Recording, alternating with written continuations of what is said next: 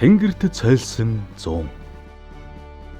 Эдүгээс 100 жилийн тэртээ Монгол нутгийн хөх тэнгэрт эртний үлгэр домгийн уран дүрслэл бодит биеллийн олж хүний гараар бүтсэн ансан хөдөлгөөрт төмөр шувууд дүүлэн нисжээ. Ардын хөвсгөл ялж, ардын засаг тогтоодаггүй 1925 оны 5 дугаар сарын 25-ны өдөр Зөвлөл социалист холбоот Орос улсын дээд үд хотоос хөөрсөн U13 загварын Хувьсгалт Монгол, Хувьсгалт нам, Хувьсгалт залуучуудын эвлэл хэмээх оноосон нэртэй 3 жонгоц Улаанбаатар хотын консулын дэнж буюу одоогийн Дандарбаатарын гудамж Сайз захаас офицеруудын ордон орох зам талбайд суулт хийснээр Монгол улсын зэвсэг хүчний нисэх хүчний түүх эхэлсэн билээ. Мөн энэ онд R1 загварын 4 байлдааны болон тагнуулын зориулалттай хөнгөн дайрагч онгоцыг хүлээн авснаар цэргийн нисэх хүчин тал бүрээр улам бүр бэхжиж Аз твдэн агарын хөлөг эзэмшсэн анхдагч улсуудын нэг болсон юм. Монгол ардын хөвсгөл цэргийг бэхжүүлж түүний зэвсэглэлд нисэх онгоц хэмээх орчин үеийн хүчрэг хэрэгслийг нэвтрүүлэх талаар бүх ард түмний хөдөлгөөн улс даяар орнож хөрөнгө мөнгө, мал их хүн хандвар бий болсон Монгол цэргийн нисэх хүчин богино хугацаанд тал бүрээр бэхжиж Монгол нисгэгч нараа зөвлөлтийн нисгэгчдийг дагалдан суралцаж 1929 онд нисгэгч Шагдар Сүрэн, Жамбаанар, Улаанбаатар, Баян Түмэн, Улаанбаатар чиглэлд анхны бие даасан 2000 км-ийн нислэгийг үйлдсэн төдийгүй Монгол улсын анхны агарын замын маршрутыг бүртгүүлсэн түүхийг бичилсэн. За ингээд Монгол ардын хувьсгалт цэргийн зэвсгэлэлд шинэ онгоц ирснээр бид нар үндэсний болсон хүчингээ бэлтгэх хэрэг гарсан. За энэ дагуу бол одоо нийслэл хотын хувьсгалт залуучуудын эвлэл үүрүүдээс одоо тэрүүний шилдэг залуучуудыг хойрлсон байгаа юм. 1929-с 1932 онд анхны 3 мэргэжлийн нисгэгч зөвлөлтөд суралцсан төгссөн бол 1934 онд дотоодын цэргийн нисхийн сургуулийг байгуулж нисгэгчдийг бэлтгэх болжээ. Нисхийн салбар байгууллага ерөөсөө улс орныг батлан хамгаалах, тусгаар тогтлоо бэхжүүлэх энэ үйлсэд бол их олон жилийн түүхтэй гарамгай гавья байгуулж ирсэн ийм түүхтэй байгууллага. Манай цэргийн нисгэгчид эхлээд иргэний нисхийн үүргийг хамт гүйцэтгэж, манай иргэний нисгийнхэн ч гэсэн цэргийн хувцас формтойгоо энэ үүргээ гүйцэтгээд 1950-аад оны сүүлд 60-аад оны эхнээс ингээд иргэний тээврийн хөгжлийн замд орсон гэж ингэж үздэг. 1936 онд одоо Монгол ардын хувьсгал цэргийн нисэх бригадын дэргэд Шуудангийн очроод бас нэгдсэн. Өнөөгийн одоо иргэний агарын тээврийн нисхийн үйл ажиллагааг тэр үед бас эхэлж исэн байгаа юм.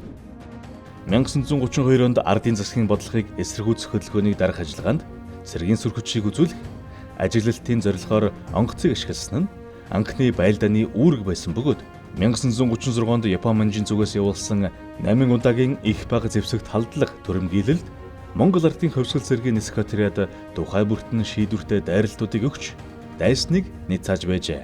Мөн энэ цаг мөчтөд давхцсан баруун хил хязгаарт хасхийн дээрэмчид зэвсэглэн халдаж нутгийн ард иргэдийг элдвэр хүчирхийлэх явдал удаа дараа гарах болж цэргийн нисэх хүчин шийдвэрлэх үүрэгтээ оролцсон агарын дайралтыг амжилттай явуулсан юм. Манжуурт Япон манж их хэмжээний цэргийн хүч хуралдуулж томоохон зэвсэгдэд төрөмгийл явуулах нь илэрхий болсон тул Монгол ардын хувьсгал цэргийг бичүүлэх үйл явц эрч хэмжиж энэ хэрээр нисэх хүчний байлдааны боломжийг үлэмж нэмэгдүүлэх болсон юм. Дэлхийн цэргийн урлагийн дүүхэнд ялал Тим маршал хэмээх алдаршсан Жуков өөрийн дурсамж номондоо халахын голын байлдааны талаар өгүүлэхдээ 1000 гаруй онгоц оролцсон агарын тулдааныг урд хожид үзээгүй тухайхан дурссан байдаг. Дэлхийн 2 дугаар дайны үед Монголын ард түмэн улаан айрамд зөвлөлтийн зэвсэгтүүчинд одоо чадах чинээгээрээ тусалж ирсэн. Тэр тусламжийн нэг хэсэг нь хүртэл одоо манай нисэх хүчний салбарт тулсныг манайхаа мэднэ. Монголын ард түмний хурааж хоримтлуулсан хөрөнгөөр 1943 онд нисэх эскадрил бий болгож байгуулж онгоцуудыг үйлдвэрлэж Монгол ард нэртэй нисэх эскадрилийг байгуулж зөвлөлтийн улаан айрамд хүлээлгэж өгч тэр нисэх эскадрилийн дайчид нисгэгчид дайны төгсгөлийг хүртэл фронтод амжилттай тулдаж ирснийг одоо түүх гэрчилдэг. Монголын нисэх хүчин үүсэн байгуулагдсан анхны өдрөөс эхлээд улс орныг батлан хамгаалах, өргөн уудам газар нутагта тархай боторхой суурьчтай нүүдлийн мал аж ахуй эрхэлдэг, ард түмэндээ агарын тээврийн үйлчилгээ үзүүлэх ийм зорилготой байгуулагдав. Зөвлөлт холбоот улсын тусламжаар U12 хэмээх 5 агаарын хөлгийг бэлэг болгосноор нисэх хүчин байгуулагдсан юм түүхтэй байдаг. 1947 онд дэлхийн одоо цэрэг дайны ажиллагаа үүссэн дараагаар за тогтмол биш тэг хязгаарлагдал хүрээнд энэ иргэний засгийн үйл ажиллагааг явуулж эхэлсэн. Шуудан аймаг хооронд хот хоорондын одоо шуудан харилцаа одоо төрийн өндөр адан тушаалтнуудыг одоо тээвэрлэх, өвчтөн тээвэрлэхийг агрын тээврээр одоо зөөвөрлөх тэр ажлыг бол 46 оноос эхлээд тогтмол бусаар одоо ингэж явуулж эхэлсэн байдаг. Анхны шанг бол 1956 онд Бүгд найрамд Монгол ард улсын сайд нарын зөвлөлийн 272 тоод тогтоол гарснаар 7 хоногт 2 удаа Улаанбаатараас Хөвсгөл, Улаанбаатараас Ховд, Улаанбаатараас Дорнотын чиглэлд Аан 2 онгоцоор нислэг үлдэх ийм түүхэн шийдвэр гаргаснаар одоогийн Мят компани үндэс суурь тавигдаж иргэний эсхийн салбарын анхны шанг татсан тийм түүхтэй.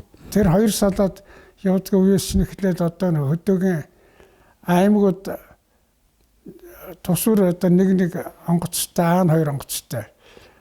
Ингээд хотоос очсон мэдээ зэдээ шууд муудагаа хүргэдэг ийм үеэс л одоо энэ ажиллагаа нэхэлсэн шүү дээ. Үндсэн ажиллагаа нь.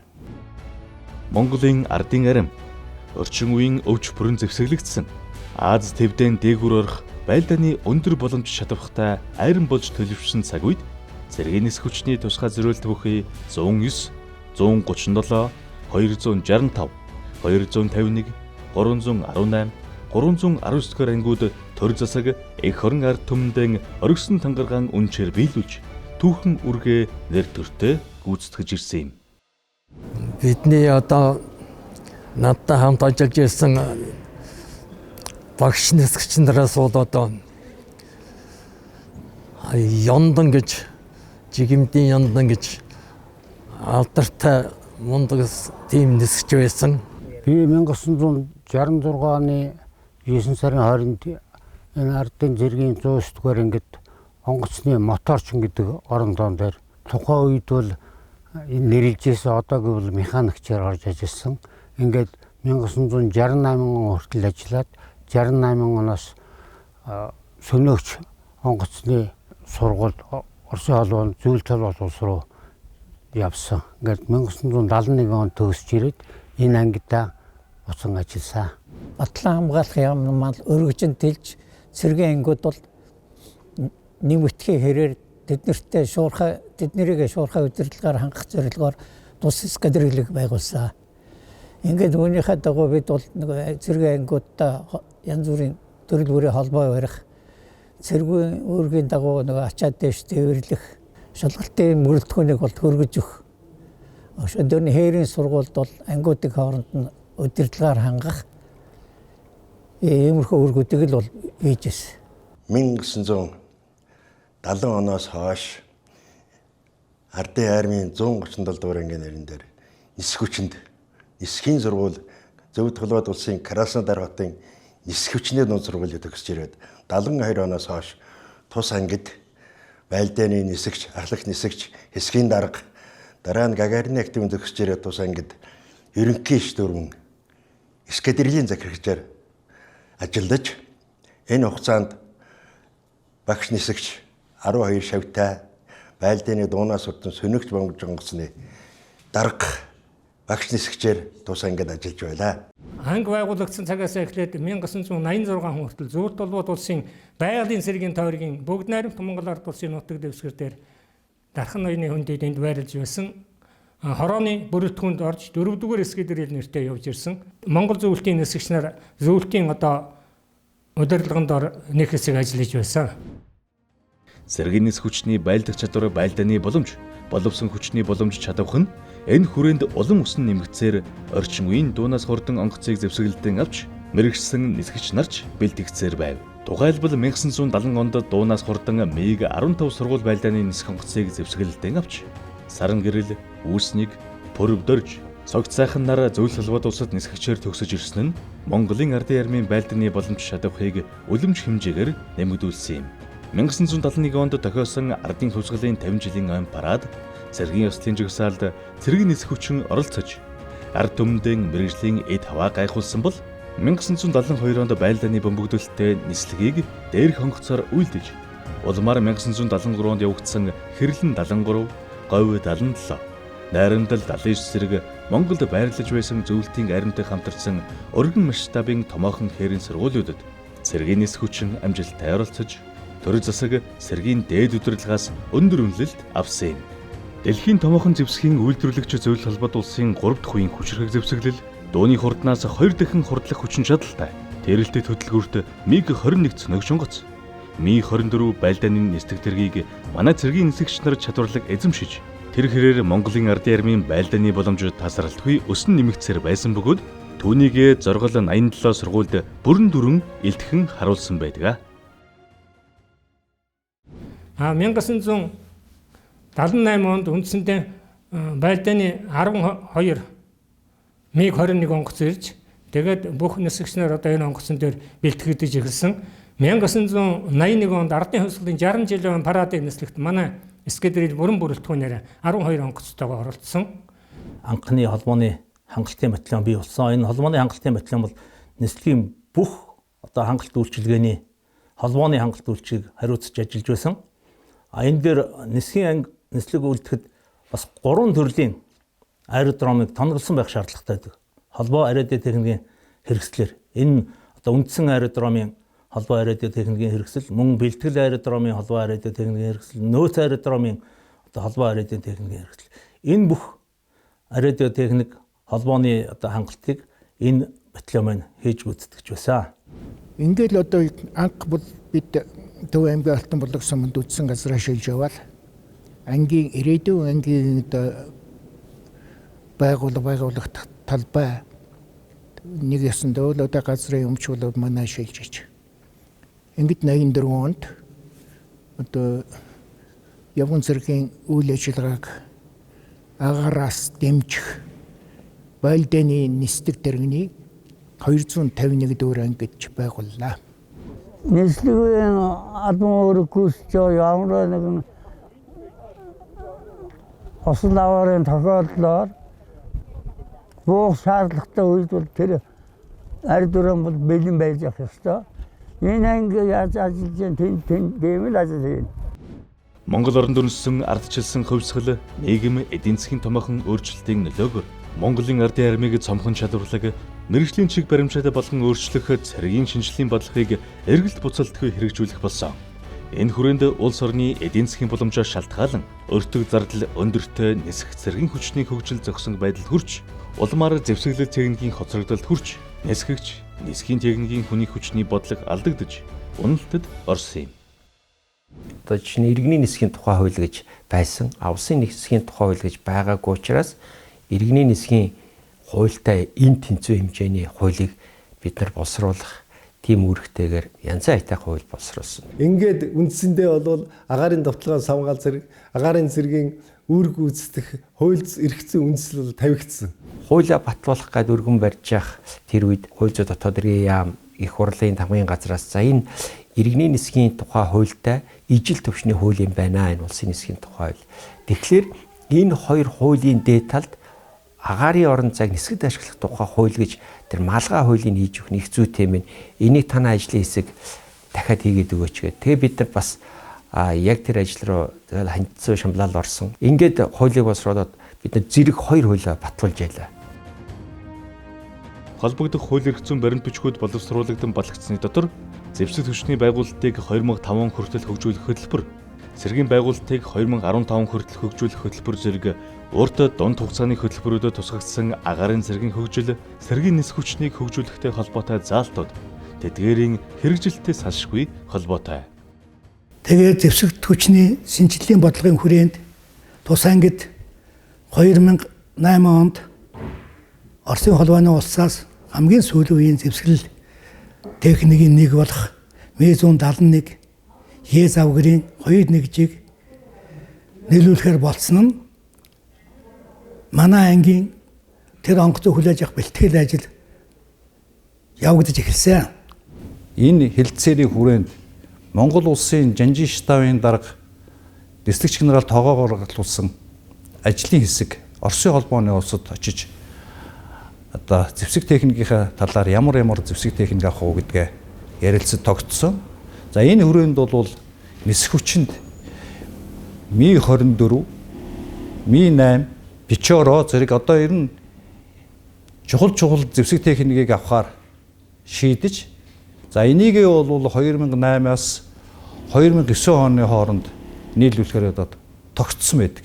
Зэвсэгчний 330 дугаар ангийн одоо сүүлийн үеийн хэрийн сургуулиудад оролцох за байлдааны тактикийн хэрийн сургуульд ийм үүрэг гүйцэтгэх ийм ажиллагаа үндсэндээ эхэлсэн. 10 онд авсан 4 нэг тэрэг маань эсгэгчрээ эргүүлэн одоо тэтгэвэр пенсэнд гарсан одоо чөлөөнд байсан ахмад эсгэгчрийг авч за мөн одоо төвөр мөн минь эсгэг зэргийн мөн эсгэгчрийг одоо мөн шийдэж ирсээр одоо ингээд хэрийн сургуульд оролцох их үүсвэр тавигдсан.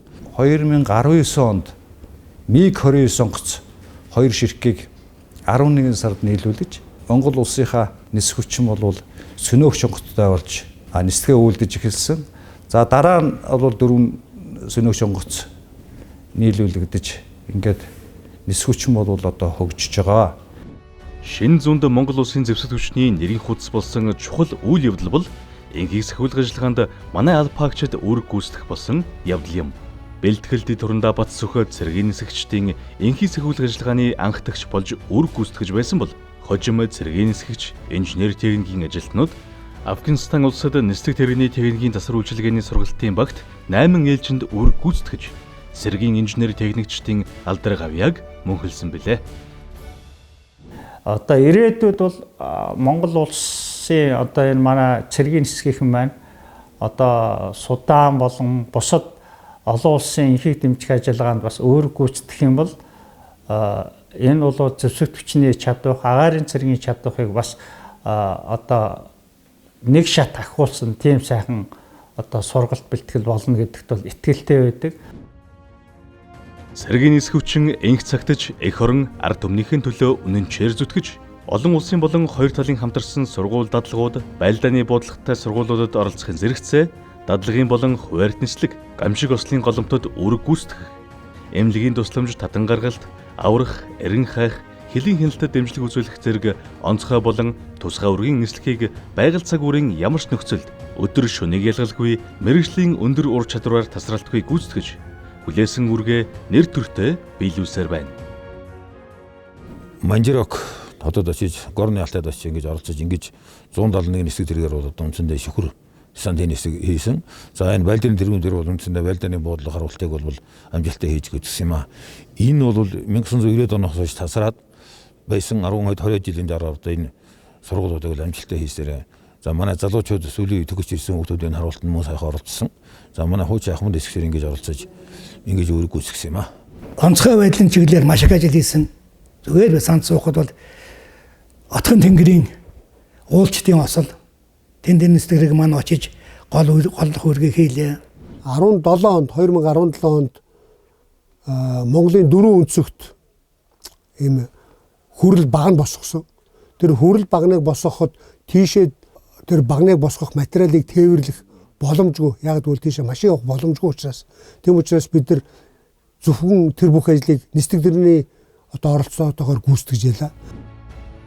Нэгэн зуны бахархам түүхийг нисэх хүчний дайчид бүтээхтэн эх орныхон эрх чөлөө тусгаар тогтнол газар нутгийн бүрэн бүтэн байдлыг агаарын орон зайд баттай хамгаалаад зогсохгүй. Даян дэлхийн энхийн үлсэд хувь нэмрэн оруулж сансар огтор гуйд улмөрэн үлдэн нэр алдран мөнхөлж игнэнээсэн олон арван бааtruуд алдартан гавьяатныг төрүүлэн Монгол түмний бахархал болсон билээ.